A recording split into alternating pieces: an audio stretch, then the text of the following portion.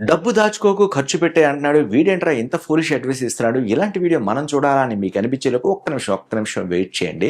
ఎందుకంటే ఈ వీడియో చివరి వరకు చూడమని నేను అడుగుతున్నది మీకు అర్థం అవ్వడానికి. చివరి వరకు చూసిన తర్వాత నేను చెప్పింది కరెక్టా కాదా అనేది అప్పుడు కామెంట్ పెట్టొచ్చు. ఆ తర్వాత మీరు ఫాలో అయితే అవ్వచ్చు, లేదంటే లేదు. ఎందుకంటే ప్రతి విషయంలోనూ 2, 3 కోణాలు ఉంటాయి. మనం వాటిని అన్నిటిని కూడా పరిశీలన చేసి ఆ విషయాన్నే మీ ముందుకు తెద్దాం అనుకుంటున్నాం కాబట్టి ఈ విషయం కూడా తెస్తున్నాం.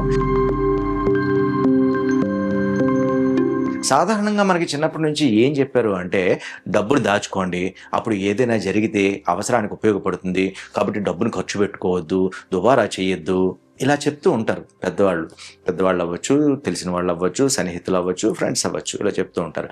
కానీ చెప్పిన దాంట్లో నిజం లేదు, ఇదే కరెక్టు, డబ్బు ఖర్చు పెట్టేయండి అని నేను అనట్లేదు.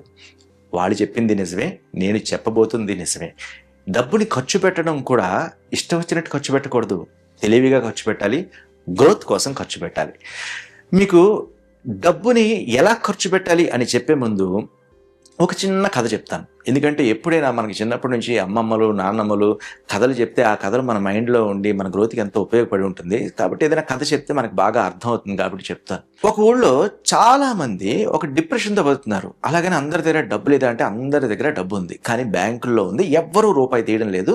ఎవరైనా ఏదైనా ఖర్చు పెట్టాలన్నా ఏం చేయాలన్నా భయపడిపోతూ బతుకుతున్నారు. ఆ ఊరంతా వ్యాపారాలు నడవక, సరిగ్గా మాట్లాడుకోక, యాక్టివ్గా లేకుండా ఒక స్తబ్దతతో ఉండిపోయింది అనమాట. అలాంటి ఊర్లోకి పక్క ఊరు నుంచి ఒక వ్యక్తి వచ్చాడు.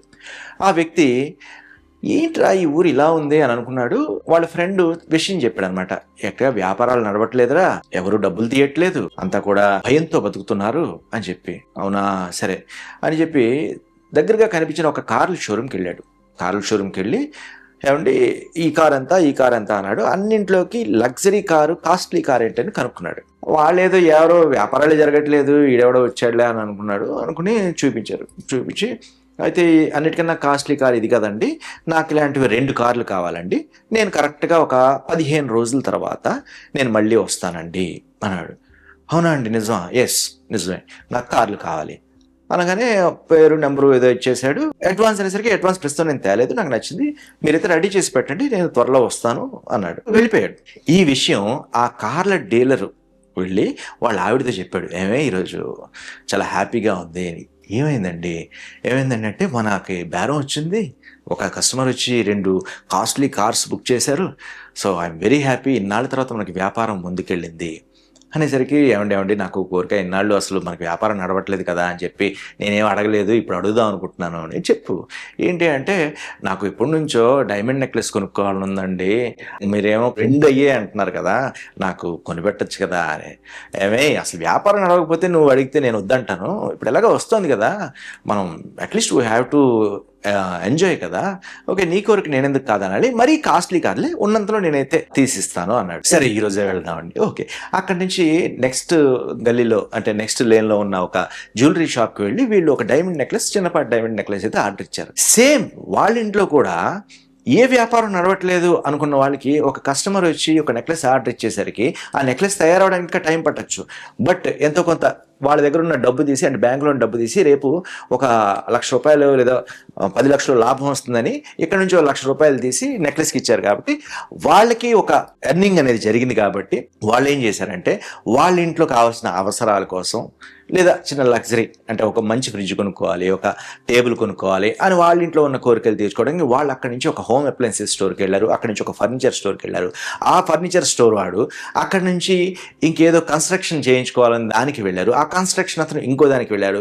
అలాగా మొత్తం ఊరంతా కూడా మనీ అనేది రొటేషన్ స్టార్ట్ అయింది.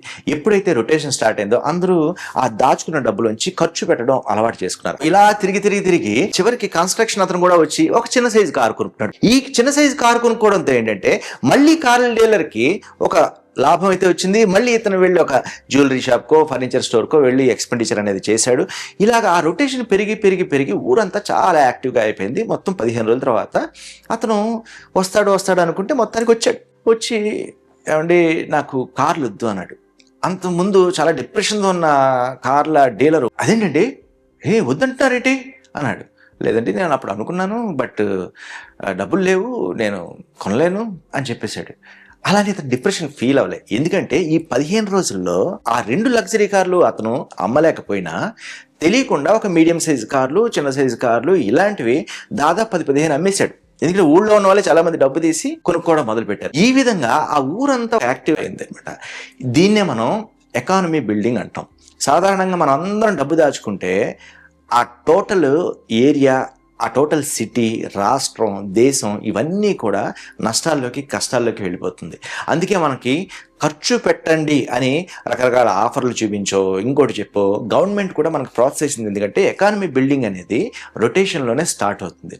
నిజానికి ఎవరైతే ఆ కార్ల డీలర్ దగ్గరికి వచ్చి మొదట ఆర్డర్ ఇచ్చాడో ఆ వ్యక్తి దగ్గర ₹1 లేదు, సైకిల్ కొనడానికి కూడా లేదు. కానీ అతనికి ఎకానమీని ఎలా బిల్డ్ చేయాలో తెలుసు, మనిషిలో ఎలా యాక్టివ్నెస్ని పెంపొందించాలో తెలుసు. అందుకని అతను జస్ట్ ఒక మాటతో ఆ ఊరిని యాక్టివేట్ చేశాడు. అయితే ఈ కథలో మనం తెలుసుకోవాల్సిన నీతి ఏంటంటే, ఇలా భయంతో దాచుకుంటే 10 సంవత్సరాల తర్వాత కూడా 500 నోట్ 500 నోటే ఉంటుంది. అది పెరగదు, వాల్యూ తగ్గిపోతుంది, ఇన్ఫ్లేషన్ పెరిగిపోతుంది. సో ఈ ఎకానమీ కోసం ఏంటంటే మనం ఎప్పుడూ రొటేషన్ చేస్తూ ఉండాలి, ఎక్స్పెండిచర్ చేస్తుండాలి. కథ బాగానే ఉంది, కానీ మన గ్రోత్ కోసం ఎలా ఉపయోగపడుతుంది ఈ కథ? ఇది మన గ్రోత్ కోసం కాదు, దేశం యొక్క గ్రోత్ కోసం ఉపయోగపడుతుంది. అయితే మా గ్రోత్ కోసం చెప్పండి అంటారా? సాధారణంగా మన పెద్దవాళ్ళు డబ్బు దాచుకోమని చెప్తూనే అరే సరదాగా అలా బయటికి వెళ్ళరారా, అరే వాళ్ళతో తిరిగి రారా అని కూడా చెప్పేవారు. ఎప్పుడు ఇంట్లోనే కూర్చోమని చెప్పలేదు. ఎందుకంటే డబ్బుని దాచుకుని ఇంట్లోనే కూర్చుంటే అది భయాన్ని ఇస్తుంది తప్పితే గ్రోత్ ఇవ్వదు. డబ్బుని ఖర్చు పెట్టేటప్పుడు తెలివిగా గ్రోత్ కోసం అయితే ఖర్చు పెట్టాలి అంటాను నేను. దానికి కూడా ఒక ఎగ్జాంపుల్ మీకు చెప్తాను. నా ఫ్రెండ్స్ 2 ఉన్నారు, హైదరాబాద్లోనే ఉంటారు. ఒకరికి 4 లక్షల జీతం, మంచి సాఫ్ట్వేర్ ఎంప్లాయ్. ఇంకొకరికి ఒక మార్కెటింగ్ ఎంప్లాయీ, ఒక ₹1,00,000 జీతం. ఈ 4 లక్షల జీతం వచ్చే వ్యక్తి నెలకి ₹1,00,000 ఖర్చు పెట్టుకుంటూ 3 లక్షలు బ్యాంకులో వేసుకుని ఆ FDతోనో దేంతోనో నాకు బాగానే ఉంది కదా, ఈ సేవింగ్స్తో నేను ఎప్పుడైనా గడుపుకోవచ్చు అని అనుకున్నాడు. అండ్ మెయింటెనెన్స్ కోసం ఎక్కువ ఖర్చు పెట్టేసేవాడు. కానీ ఈ ₹1,00,000 వచ్చే వ్యక్తి ఉన్న దాంట్లో ఉంటూ నెలకు ఒక 40,000 తన గ్రోత్ కోసం ఖర్చు పెట్టుకున్నాడు. గ్రోత్ అంటే ఏంటి? Health, personality, skill.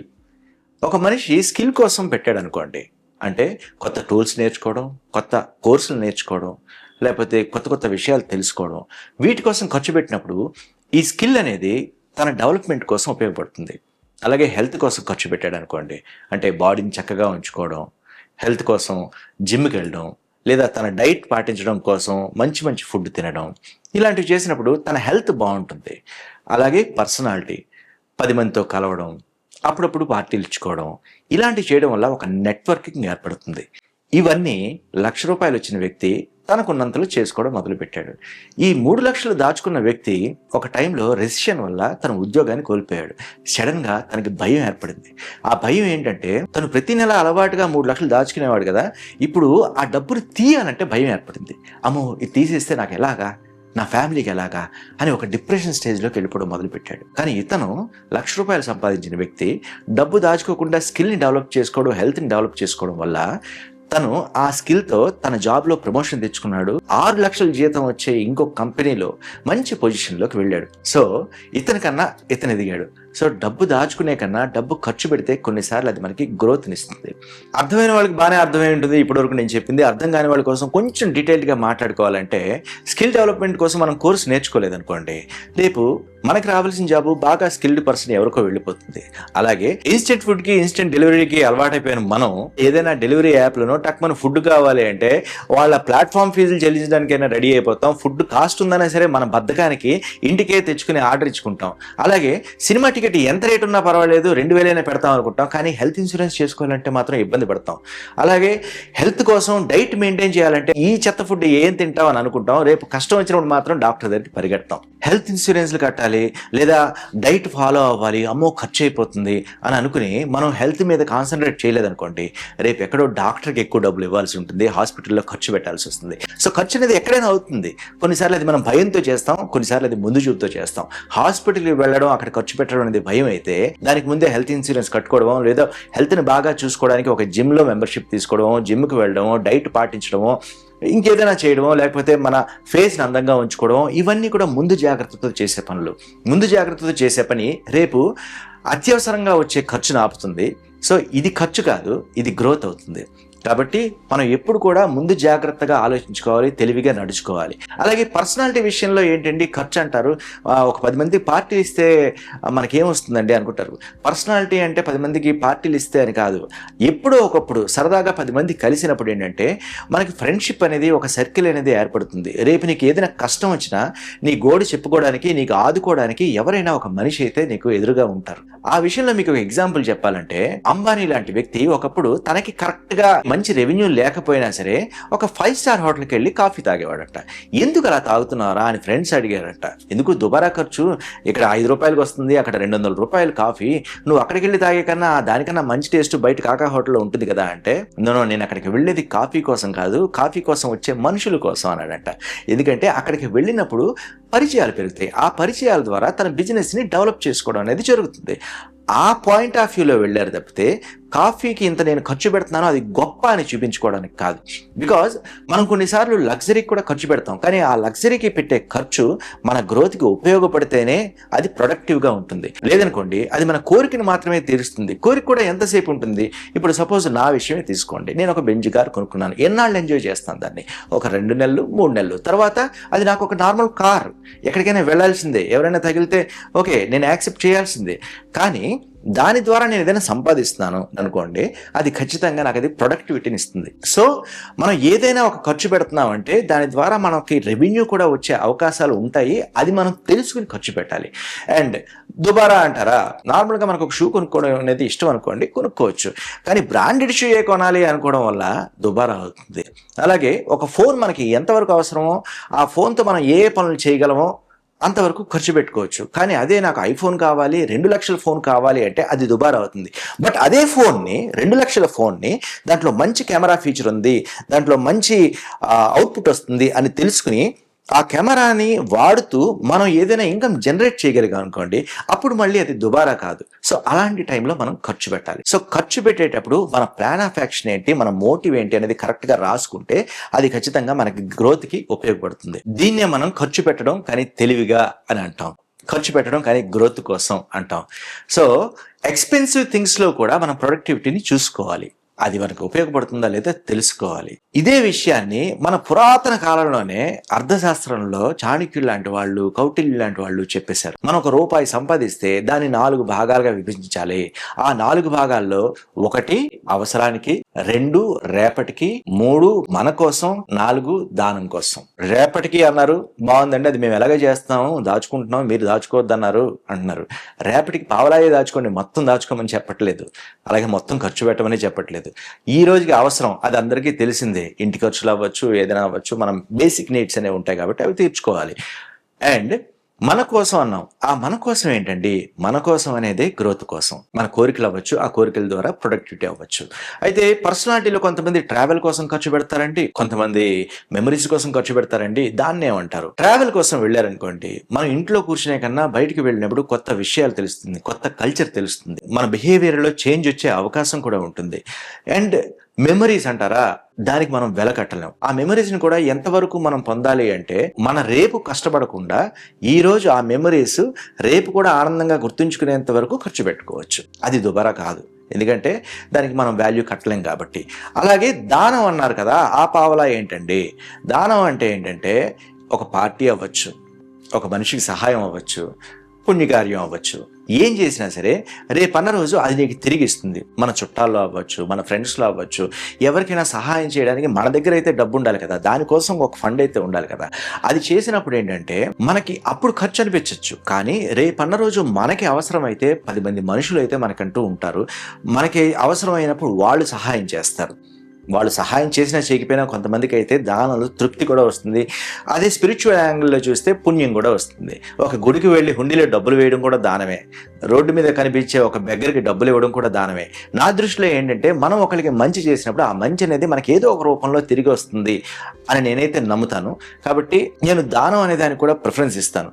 లేదనుకోండి, మనం ఆ పావలాన్ని కూడా దాయకుండా ఏ గుడికి వెళ్ళము, ఏ స్పిరిచువల్ యాంగిల్లో ఉండము, ఎవ్వరికి సహాయం చేయమనుకోండి, రేపు మనల్ని ఎవ్వరూ పట్టించుకోరు, ఒంటరి మనిషి అయిపోతాం. కొన్ని సమయాల్లో అంటే ఒక ఏజ్ వచ్చిన తర్వాత మనకి డబ్బు కన్నా మనుషులు చాలా ఇంపార్టెంట్. ఆ మనుషులు కొన్నిసార్లు డబ్బుతోనే వస్తారు. డబ్బు లేనిదే ఏ మనుషులు రారంటారు. ఇంట్లో పిల్లలు, భార్య, తండ్రి ఎవరున్నా సరే ఏదో ఒక టైంలో ఏదో ఒక అవసరం అయితే వస్తుంది, ఖర్చు పెట్టాల్సిన అవసరం అయితే వస్తుంది. ఆ ఖర్చుకు వెనకాడిన రోజు ఎవ్వరూ మనతో ఉండరు. కాబట్టి ఖర్చు పెట్టండి, తెలివిగా పెట్టండి, గ్రోత్ కోసం పెట్టండి, రేపటి కోసం కొంత దాచుకుంటూ పెట్టండి. అది నా పాయింట్. అయితే ఫైనల్గా వీటన్నిటి గురించి సింపుల్గా మాట్లాడుకోవాలనుకుంటే, డబ్బు అనేది ఒక ఎనర్జీ. అది లాక్ చేసి మనం సేవ్ చేసుకున్నామని ఆలోచిస్తూ ఉంటే మనకు అది ఫియర్ని ఇస్తుంది. దాన్ని కొన్నిసార్లు తెలివిగా ఖర్చు పెడితే అది మనకు గ్రోత్ని ఇస్తుంది.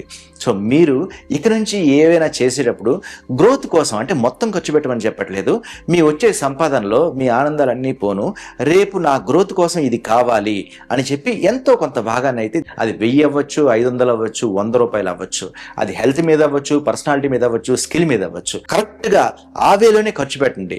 నేను ప్రొడక్టివ్గా వాడాలి అని చెప్పి, ఇది ఖచ్చితంగా నా స్కిల్ కోసమే వాడుతున్నాను అని చెప్పి ఫిక్స్ అయ్యి దాన్ని పెట్టండి. అప్పుడు ఖచ్చితంగా మీ లైఫ్లో గ్రోత్ అయితే కనిపిస్తుంది. రాసి పెట్టుకోండి. సో ఇప్పటివరకు చాలా మాట్లాడుకుంటూ ఉంటే ఇంకా మాట్లాడుకోవచ్చు. ఎందుకంటే డబ్బు అనేది ఒక ఎనర్జీ. మామూలుగా మనకు కూడా చెప్తూ ఉంటారు, లక్ష్మీదేవి ఎక్కడ స్థిరంగా ఉండదు, వెళ్తూ ఉంటుంది, నడుస్తూ ఉంటుంది అని చెప్పి. గలగలా నడిచే లక్ష్మీదేవి నడుస్తూనే ఉండాలి, లేదంటే లక్ష్మీదేవిని ఆపితే లక్ష్మీదేవి కోపం అంట. అందుకే మళ్ళీ చెప్తున్నా, డబ్బుని దాచేసుకుని భయపడుతూ కూర్చోకండి, ఖర్చు పెట్టండి, కానీ తెలివిగా, అది కూడా గ్రోత్ కోసం. అప్పుడు మీ డెవలప్మెంట్ మీరే చూస్తారు. సో ఇంతకాలం ఎవరైనా సరే గ్రోత్ కోసం నేను ఇలా ఖర్చు పెట్టానండి, నేను ఇలా డెవలప్ అయ్యానండి అని ఈ వీడియో చూస్తున్న వాళ్ళు ఉంటే కింద కామెంట్ పెట్టండి. అది ఖచ్చితంగా వేరే వాళ్ళకి ఇన్స్పిరేషన్ అవుతుంది. సో మరో వీడియోలో మళ్ళీ కలుద్దాం, కొత్త టాపిక్తో, అవుట్ ఆఫ్ ద బాక్స్ థింకింగ్తో.